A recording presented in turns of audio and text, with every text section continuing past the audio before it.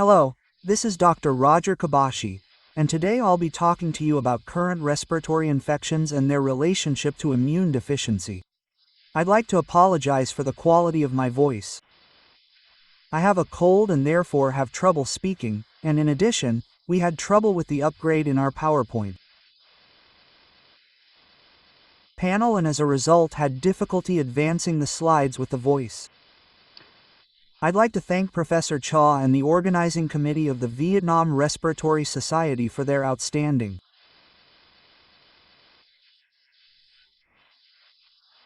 conferences over the past several decades, to Professor Phan Mengan, who took my wife and me under his wing 30 years ago, and to the early pioneers of clinical immunology in Vietnam, to Dr. and her colleagues at the Vietnam National Children's Hospital for their outstanding work in developing a strong clinical immunology program for children, and especially to my wife, Dr. Alan Kobayashi.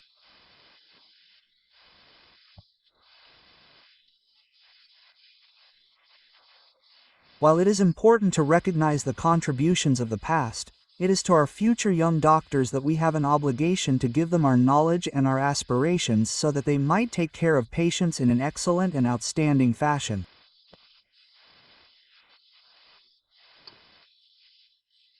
I am a professor at the University of California, Los Angeles, and taught at the University of Nebraska and UCLA for the first 20 years and then went into private practice but maintained my faculty position at UCLA.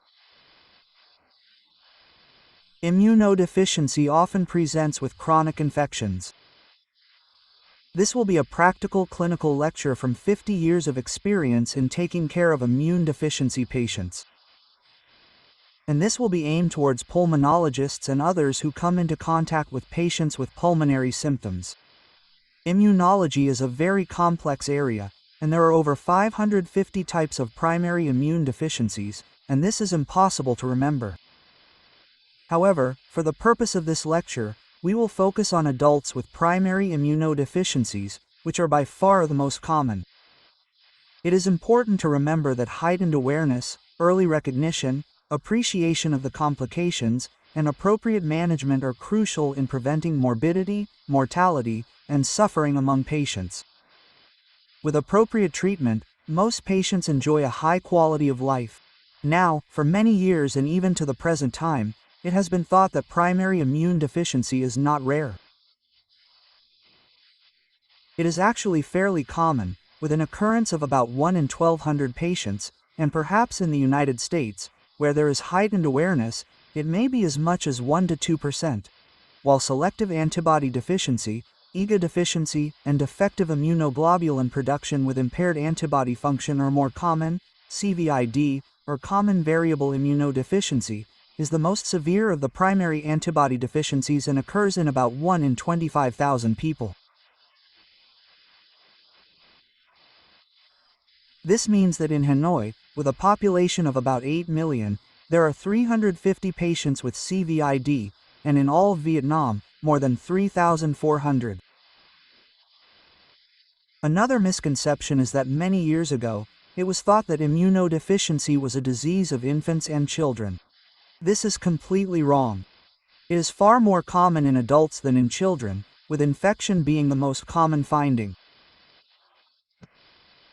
These adult patients often have recurrent infections, multiple pneumonias, chronic antibiotic use, and a delay of about 10 years before they are finally diagnosed, as a result of frequent, persistent, and complicated infections, which are clues. These infections can have consequences, damaging multiple organs, particularly the lungs, sinuses, and GI tract. The infections occur at sites of entry, mainly the lungs, sinuses, and gastrointestinal tract, because that's where the germs come in. So you can imagine that impairment of the immune system results in susceptibility to persistent infections, difficulty in eliminating these pathogens, and chronic localized inflammation, which can lead to severe tissue damage and pulmonary dysfunction. One of the complications is bronchiectasis, which we will discuss in detail in the next slide. This is a typical patient seen by pulmonologists and others. And over the course of 50 years, I have seen hundreds, if not thousands, of patients who present similarly, even to the present time when awareness of immunodeficiency is much more heightened. Here's a patient I saw, a 61-year-old retired nurse. The fact that she was a retired nurse is important because she had contact with the healthcare system. And despite that, despite daily contact with doctors, she had at least 16 episodes of severe bacterial pneumonia since early childhood. And complications, as you have seen, also since early childhood, and during the past 15 years, at least 2 bouts of pneumonia requiring antibiotics, and in addition, she had a chronic sinus infection. She was admitted to the hospital with severe pneumonia, treated with antibiotics, and was also found to have bronchiectasis, again, that complication which we will talk about in future slides. I saw her in a consultation and found that she had common variable immunodeficiency, which is characterized by low immunoglobulin that doesn't work, and in addition to that, she had low helper T cells, which made her prognosis much more complicated, with more problems with viral infections, more problems with autoimmune disease, and also more problems with cancer. There are 2 common long-term issues that are commonly seen by pulmonologists in the hospital or in clinics. The first is bronchiectasis and the second is chronic lung disease. Bronchiectasis, which is a severe and debilitating complication, occurs in between 1 and 17% of patients with bronchiectasis who were found to have previously undiagnosed primary immunodeficiency. In one university hospital adult study with bronchiectasis, 6% had primary immunodeficiency as the underlying cause. In a study in children in the U.S. with non-cystic fibrosis-related bronchiectasis, 16% were found to have primary immune deficiency as an underlying cause. In a more recent study done in Turkey, 40% of the children with non-cystic fibrosis-related bronchiectasis had primary immunodeficiency. Now, CVID, the most common severe primary immunodeficiency. 25 to 50% of these patients have bronchiectasis, and these were seen in large studies by the European Society of Immunodeficiency from their registry in the US and in Italian studies.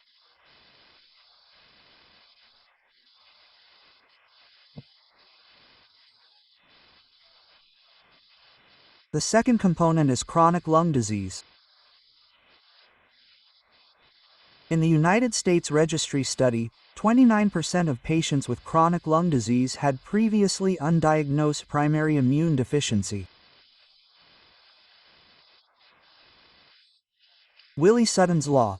Willie Sutton was an English bank robber and was asked, "Why do you rob banks?" And Sutton replied, "That's because that's where the money is."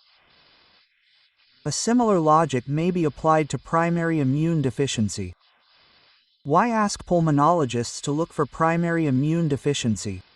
The answer is, that's because that's where primary immune deficiency is. There are clues to antibody deficiencies. First of all, these patients typically have severe, recurrent, persistent, or complicated pneumopulmonary infections. Secondly, there is often a history of frequent use of antibiotics for respiratory infections. Many of these patients may go decades before the diagnosis is made. They have been on antibiotics multiple times, often with prolonged courses and unsatisfactory responses. Frequently, these patients are hospitalized for pneumonia, and clinicians should be particularly alert in those with a history of frequent pneumonia, respiratory infections, or a family history of recurrent infections. Often, because of their immunodeficiency, these patients will have multiple sites of infection. They may have lung infections, sinus infections, otitis media, and recurrent gastroenteritis. Again, these should be clues to look for primary immune deficiency in patients with autoimmune disease or autoinflammatory disease and a history of recurrent pulmonary infections. The pulmonologist is obligated to look for primary immune deficiency and initiate a workup, which we will discuss in the next several slides, including the use of biologics, particularly anti-CD20. Such as rituximab or abatacept. Secondary immunodeficiency is quite common. In fact, it is more common than primary immunodeficiency and can result in recurrent infections.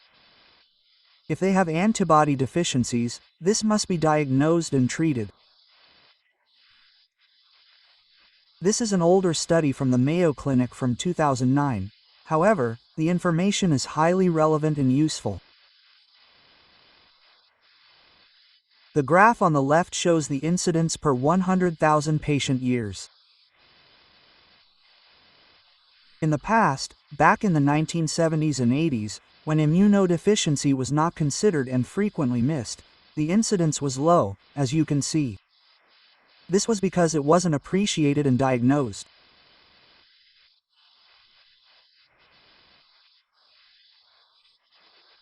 Over the years, as we became more aware of immunodeficiency as a cause of chronic infection and other complications, the number of patients seen has increased substantially by more than 5 or 10 times. And as I said, it was previously thought that primary antibody deficiency made up only 40 to 50% of the cases. This is not true, and the Mayo Clinic observed this 2 decades ago, showing that B-cell defects are quite common.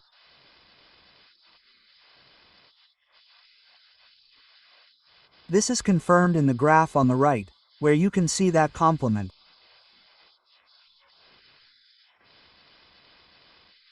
Deficiencies.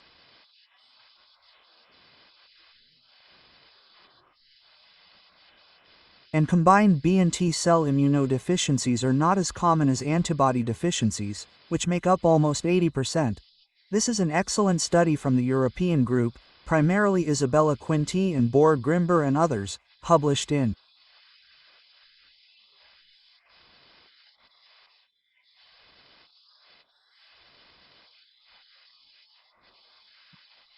2018. They derived their data from their registry of over 10,000 immunodeficient patients, but during the period of 2004 to 2014, they found 2,700 evaluable patients with CVID and they wanted to look at the complications measured in terms of annual morbidity rates.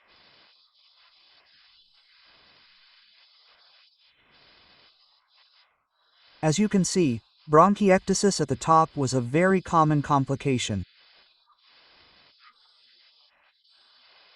Continuing with their study, this looks at the incidence of infections in the 2,700 patients, and in the brown column, this represents the incidence per 100,000 patient days in the general population, and in blue, patients with CVID.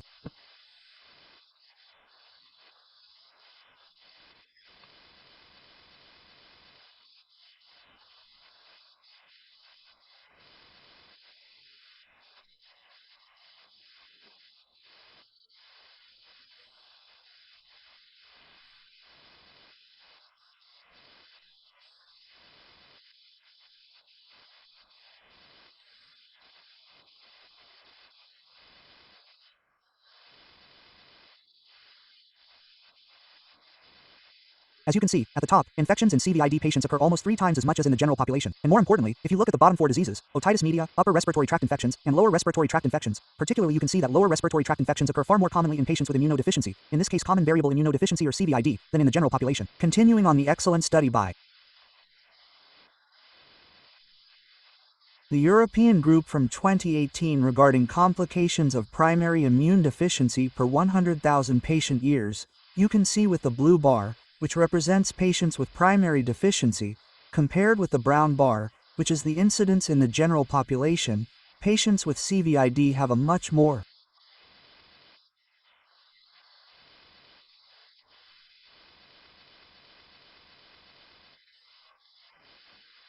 common incidence of complications, as you can see, digestive disorders, lymphomas, etc. But if you look towards the bottom, starting with the fourth one down from the bottom, if you look at interstitial lung disease, the blue bar versus the brown bar, patients with common variable immunodeficiency have a much higher incidence of interstitial lung disease. The same is true with COPD, which is commonly seen in pulmonary clinics, with twice the incidence, and as we discussed in the case of asthma with Melberger and others from Case Western Reserve, asthma patients have a much higher incidence of primary immunodeficiency as well.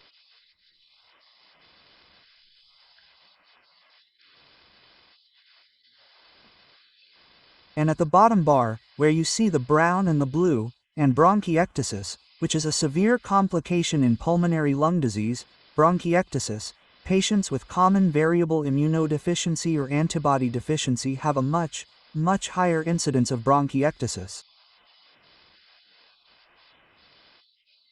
As we have discussed, immune dysfunction is very common in upper and lower respiratory infections, and although this is an older study, regarding chronic or recurrent sinusitis done at an excellent institution, the University of Iowa, these were patients referred to an allergy immunology clinic. They had 316 patients referred for sinusitis.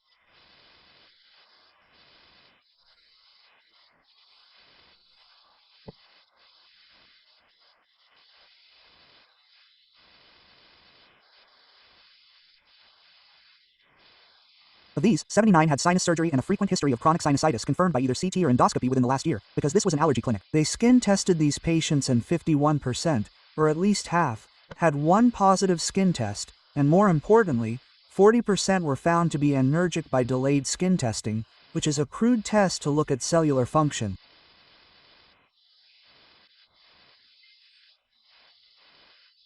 Now remember we said that low antibodies in the general population occurs in perhaps 1 in 1,000 or so patients, and in the case of Ig deficiency, perhaps 1 in 400 to 600. However, if you look at the study in patients with chronic sinusitis and sinus surgery, immunoglobulins or low immunoglobulins occurred at a much higher rate. In the case of low Ig, about 18%, low IgA 16%, and lower IgM 5%. So this was much higher than in the general population. And remember we said primary immunodeficiency is often unrecognized and treated repeatedly with antibiotics, surgery, or other means. In the case of these patients referred to the allergy clinic for chronic sinusitis, a diagnosis of common variable immunodeficiency was made in 10% of the patients and selective IgA deficiency in 6%. So this is a high percentage. So again, the elusive primary immunodeficiency occurs in pulmonary clinics and in other clinics. So why does immunodeficiency result in frequent lung infections and complications? Well, we remember we said that the microbes, the bacteria, viruses, etc., enter through the portals of entry, which are the upper respiratory tract and the GI tract. And so nature has provided the sinuses and the lungs with a massive and impressive array of immune responses. First-line responses include macrophages, neutrophils, dendritic cells, toll-like receptors, and the primary function of these cells is to recognize, contain, try to eliminate, and signal the immune system that a microorganism, a pathogenic microorganism, is attacking. So these are strategically located within the respiratory tract and are the first line of defense and function as surveillance mechanisms. They signal the immune system to respond to infection. Also, antibodies, which are part of acquired immunity, protect the respiratory tract. Secretory IgA is transported to the site of infection, both in the interstitial space with Ig and through dilated capillaries that extrude. Plasma and immunoglobulin at the site of infection and inflammation. This also allows T cells, which also contribute to acquired immunity and are specific for the invading organism, to migrate to the site. Failure of the immune system to recognize, attack, contain, and destroy, as well as properly signal and coordinate the immune response, results in severe, persistent, recurrent infections and/or chronic inflammation. So you can see there is an impressive number of immune cells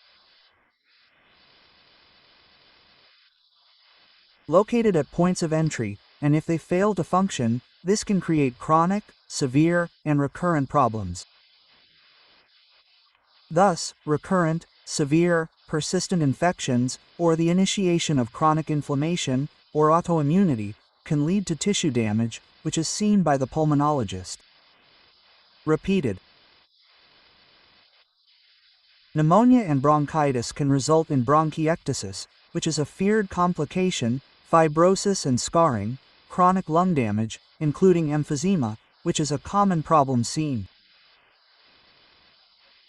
in pulmonary clinics. Again, any patient with chronic lung infections should signal the pulmonologist to initiate an immune evaluation.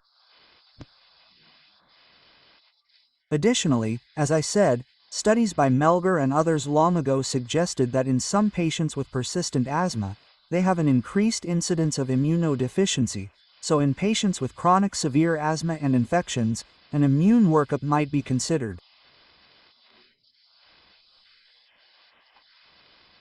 Finally, granulomatous lymphocytic interstitial lung disease occurring with COVID-19 is a serious prognostic factor indicating a more complicated and less favorable outcome.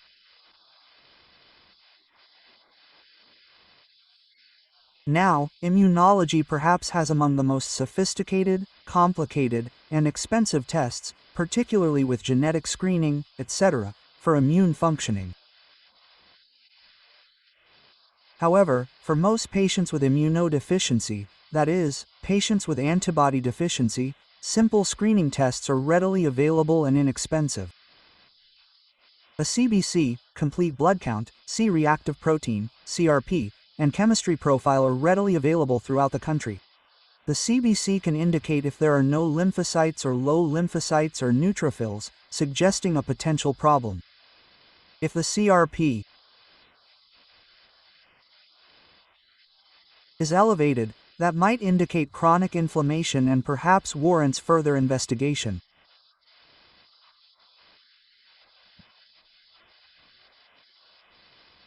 A chemistry profile, which includes electrolytes, liver function studies, and serum proteins, is useful in that the total serum protein looks at albumin and globulin, and if the globulin is missing or low, that might suggest that immune deficiency may be present. And in fact, I recently reviewed a paper published in Frontiers in Immunology in which the doctor suggested that a protein chemistry profile may be useful and that if a globulin level was low, CVID or other antibody deficiencies may be present.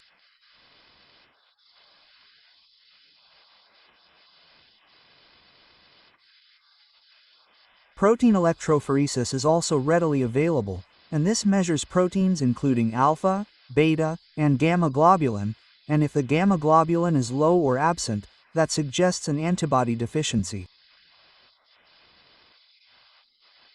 In fact, the first immune deficiency described, that is X-linked agammaglobulinemia or Bruton's agammaglobulinemia, was discovered by Colonel Bruton in the early 1950s where he had a child with recurring pneumonias, over 20 pneumonias and hospitalizations, and when they did protein electrophoresis, the gamma globulin spike was missing, and Colonel Bruton put 2 and 2 together and found out that if they didn't make gamma globulin, they had recurring infections, and that was the start of laboratory diagnosis for immunoglobulins.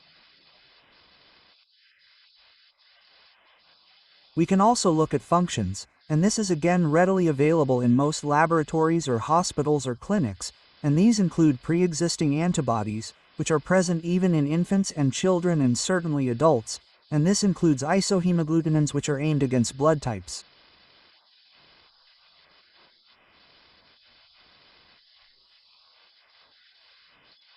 By the time they are infants and children, most have been infected with group A strep, and so a strep profile or streptococcal profile which measures anti-streptolysin O, anti-streptococcal hyaluronidase, and anti-DNase B antibodies can be measured, and if absent, that would suggest that a further workup for immunodeficiency is warranted. There is an old test called the Schick test, which was first available around 1900. And was very useful initially for immunity to diphtheria, but subsequently used by immunologists to look for antibodies, that is, neutralizing antibodies to diphtheria toxin. This test is still available, although not available in the United States for about 30 years, but may be available in Vietnam, and if it is useful. It's injected under the skin, similar to the TB skin test, and if the patient has neutralizing antibodies, meaning functional antibodies against diphtheria toxin, then the patient will have no reaction because the antibody neutralized the toxin. They don't produce antibodies. They will have an immunologist on the right-hand panel. The pulmonologist may also perform more specific immunological tests, such as quantitative immunoglobulins, IgM, etc., which are readily available throughout Vietnam. Specific antibody titers against vaccines, such as diphtheria titers, may be measured if they were vaccinated. If the patient has had infections with pneumococcal or streptococcus pneumoniae, they may have pre-existing antibodies to that, and if pneumococcal titers can be measured, vaccines given, and vaccine responses seen, that may also be done in the pulmonology clinic or certainly in the immunology clinic. More specific studies, such as tests for T cells,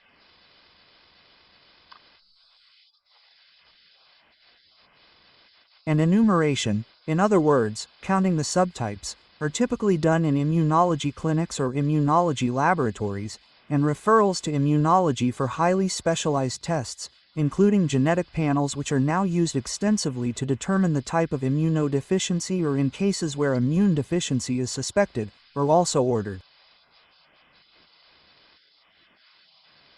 These would generally be coordinated through the immunologist.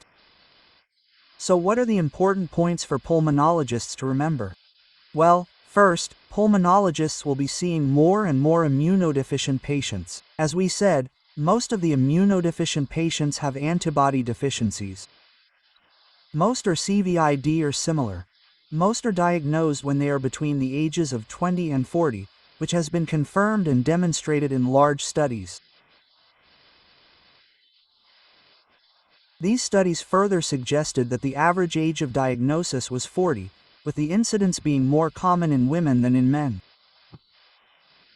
This is in contrast to children, where boys are more common than girls. In the old days, particularly with CVID and other antibody deficiencies, an early British publication in the early 1960s suggested that those patients diagnosed with CVID had an average lifespan after diagnosis of about 12 years. Now, with appropriate treatment with replacement immunoglobulins, antibiotics, and proper management and therapy, the survival rate for 45 years or longer is 60%. These are studies by Helen Chappell at Oxford, Charlotte Cunningham Rundles at Mount Sinai, etc. What this means is that if these patients are diagnosed and treated appropriately, their chance of surviving 45 years after diagnosis is 60%. So it is imperative that these patients be diagnosed and treated early. Another reason for pulmonologists to be aware of these patients and learn more about immunodeficiency is that pediatric patients with primary immune deficiency are surviving and transitioning care to internists and specialists such as pulmonologists. Again, CVID patients are typically diagnosed in adulthood. They are living longer, and the longer they live, the higher the incidence of complications. We saw from the ESID study that patients with CVID have many complications, not only lung disease but also autoimmune diseases, cancers, etc. Antibiotics have saved millions of lives and have been one of the milestone breakthroughs and advancements in medicine. However, it's a double-edged sword because the use of antibiotics and frequent use of antibiotics masks the presence of immunodeficiency, and therefore, the use of antibiotics often delays the diagnosis of primary immunodeficiency by up to 10 years. We have all seen patients with immunodeficiency who have had decades-long histories of repeated treatment with antibiotics, hospitalizations, sinus surgeries, etc., before the diagnosis was finally made. So, in patients with frequent use of antibiotics, that should be a red flag that an underlying immune deficiency might be the cause. Another point is that with advancements in medicine, even a previously uniformly fatal disease such as X-linked agammaglobulinemia, in which these patients are born with the inability to produce antibodies, now has effective treatment available.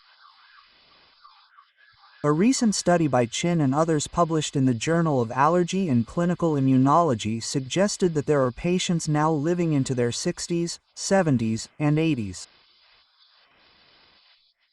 In their study, they had 62 patients over the age of 55 who were surviving. Interestingly enough, in countries such as India and China, where immune deficiency or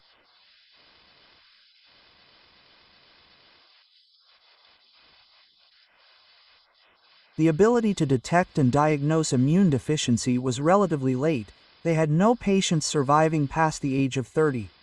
But now, with aggressive recognition, treatment, and management, India, China, and Vietnam will begin to see these patients surviving longer and longer into the geriatric age group. So what needs to be done? Most importantly, pulmonologists will be the doctors most likely to encounter immunodeficient patients. Why? Because these will be patients with chronic lung disease, chronic respiratory infections, etc. A concerted effort to detect immunodeficient patients must be made early and managed effectively to prevent complications, and in addition to medical management, coordinating ancillary services is important.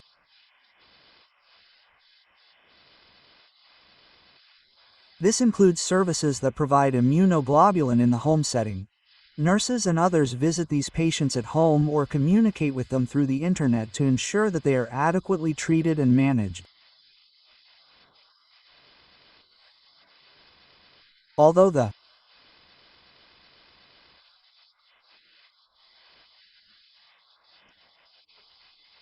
Immune Deficiency Foundation and other organizations such as the American Academy of Allergy Immunology, the Clinical Immunology Society, the European Society for Immunodeficiencies, etc., have been teaching and talking about screening for immunodeficiency.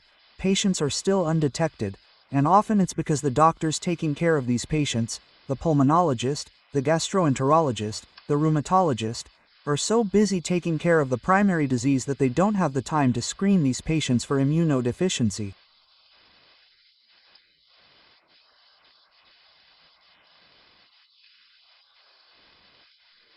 Therefore, it may be worthwhile to automatically have screening questionnaires and lab studies done in patients admitted to the hospital with recurrent infections or chronic lung disease, and perhaps the use of artificial intelligence can sort out these patients as they are being admitted and automatically present them with questionnaires and laboratory screening.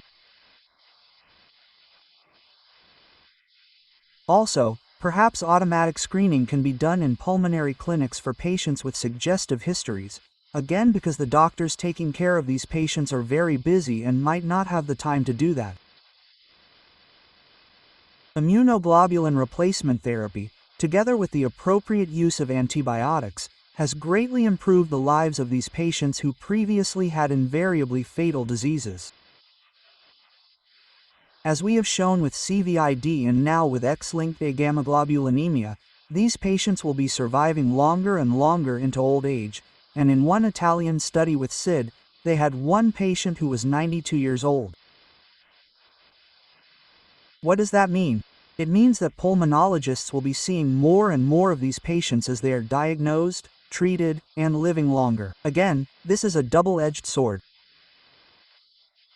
However, the management and treatment are very expensive in the United States, as much as $50,000 a year for gamma globulin replacement therapy, etc. Therefore, more effective cures and cost-effective means of treating these patients may be found or must be found. Efficient ways of managing and delivering treatment.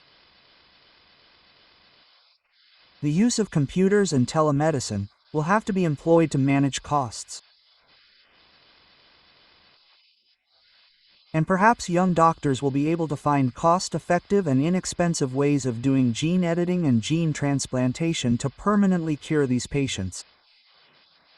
Because in most of these patients, particularly those with antibody deficiency, we can treat and manage these patients, but we cannot cure them. Early diagnosis and effective management and therapy by immunologists will contribute to lowering costs and improving the quality of life in these patients. So finally, what points are there to remember? Rare primary immunodeficiency is a very serious problem with very serious consequences, and if not suspected, diagnosed, or treated properly, serious consequences and expense can be expected. Additionally, as we said, while they are uncommon in the general population, in the pulmonary clinic and service, primary immunodeficiency is common, as we've shown you in the EAS studies and elsewhere. And while there are over 550 immunodeficiency diseases, they are often very rare, complicated, and very expensive and difficult, if not impossible, to treat. And while my colleagues in America might disagree, I think in the general setting, one should focus on antibody deficiencies because it is more common. Laboratory studies or screening laboratory studies are available, and this disease can be effectively treated as shown by studies. Simple screening tests are available, including chemistry profiles which include total serum protein with globulin fraction, serum protein electrophoresis, quantitative immunoglobulins, and simple functional antibody studies including isohemagglutinin and streptococcal profile. We again urge pulmonologists and those seeing patients with chronic infections to consider immunodeficiency, especially in patients with persistent infections in the lungs and sinuses. Referral of the patient to an immunologist or hematologist is now readily available with the availability of Zoom, WebEx, and Microsoft Teams consultations, and this should be encouraged. Furthermore, there are increasing numbers of physicians in Vietnam familiar with and experienced in primary immunodeficiency, or inborn errors of immunity, as it is now called, and their expertise. Thank you very much, and again, I apologize for my voice. I have a cold, and we had problems with the voiceover. So I hope the slides were helpful. Thank you.